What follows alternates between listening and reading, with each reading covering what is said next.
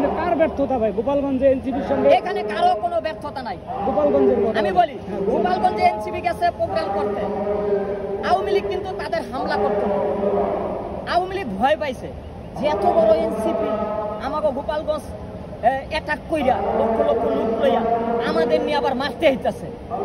হ্যাঁ, আবার কিছু কিছু অতি উৎসাহীরা, বঙ্গবন্ধু, হ্যাঁ, যারা অতি উৎসাহী আওয়ামী লীগ, ছাত্রলীগ, শেখ হাসিনার আত্মীয় স্বজন, তারা উস্কানি দিছে। কিন্তু গোপালগঞ্জের সাধারণ মানুষ কিন্তু নাগরিক পার্টিকে সমর্থন করছে। কত ভয়ে তারা কথা বলে নাই। শতকরা 80% গোপালগঞ্জের লোক তারা সবাই নাগরিক পার্টির সমর্থন করছে।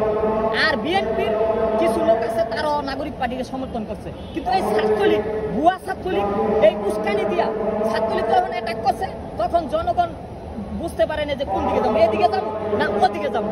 এই বা এখন আপনি জরিপ করেন, এই যে যারা মিছিল করতেছে যে বঙ্গবন্ধুকে কয়জন ভাই? ধরেন 10,000। গোপালগঞ্জ হলো 20 লাখ 50 লাখ লোক, 1 কোটি লোক। 1 কোটি লোককে নামছে আওয়ামী লীগের পক্ষে। 1 কোটি লোক নাগরিক পার্টির সমর্থন আছে, হয়তো তারা সমাবেশে যায় নাই। আবার একটা ইনকিলাব মঞ্চের হাদি